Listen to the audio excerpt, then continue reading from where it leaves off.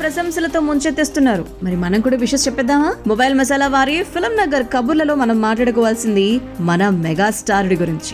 భారత గణతంత్ర దినోత్సవం సందర్భంగా ఆ వేళ దేశంలోని పలు రంగాలకు సంబంధించినటువంటి ప్రముఖులకు కేంద్ర ప్రభుత్వం ప్రకటించినటువంటి పద్మ అవార్డ్స్ కి సంబంధించినటువంటి ప్రధానోత్సవం 2వ విడత కార్యక్రమం అంగరంగ వైభవంగా జరిగిందనమాట. ఢిల్లీలో రాష్ట్రపతి భవన్ లో ఏర్పాటు చేశారు. ఈ ప్రత్యేక కార్యక్రమంలో చిరంజీవి గారితో పాటుగా ప్రఖ్యాత నృత్యకారిణి సీనియర్ నటీమణి వైజయంతి మాల గారు రాష్ట్రపతి ద్రౌపది ముర్ము గారి చేతుల మీదుగా పద్మ విభూషణ్ పురస్కారాన్ని అందుకున్నారు. సో ఇంకా ఎందరో ప్రముఖులు ఈ అవార్డ్స్ ని అందుకోవడం జరిగిందనమాట. అయితే ఈ ఏడాది మొత్తం 132 పద్మ పురస్కారాలను ప్రకటించగా వీటిలో 5 పద్మ విభూషణ్, 17 పద్మభూషణ్, 110 పద్మశ్రీ పురస్కారాలు ఉన్నాయన్నమాట.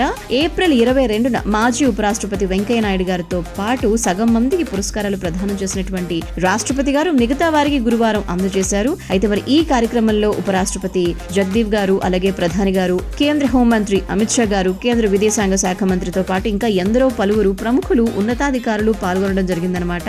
ముఖ్యంగా మెగాస్టార్ చిరంజీవి గారు అందుకున్నటువంటి ఈ ప్రధానోత్సవాన్ని గురించి అందరూ మాట్లాడుతూ 4 దశాబ్దాల సినీ ప్రస్థానంలో కోట్లాది అభిమానులను సొంతం చేసుకున్నటువంటి మెగాస్టార్ గారు సినీ పరిశ్రమకు ఆయన చేసినటువంటి కృషికి గుర్తింపుగా దేశంలో 2వ అత్యున్నతమైనటువంటి పద్మ విభూషణ్ పురస్కారాన్ని కేంద్రం ప్రకటించి ఈ రోజు వారి చేతికి అందించడం జరిగిందనమాట. మరి చిరంజీవి గారు పద్మ విభూషణ్ ని మన రాష్ట్రపతి గారి చేతుల మీదుగా అందుకున్నారు. ఈ కార్యక్రమానికి రామ్ చరణ్ ఉపాసనతో పాటుగా కుటుంబ సభ్యులు కూడా హాజరు కావటం, గతంలో కేంద్ర ప్రభుత్వం ఆయన్ని పద్మభూషణ్ అవార్డుతో సత్కరించడం కూడా జరిగింది.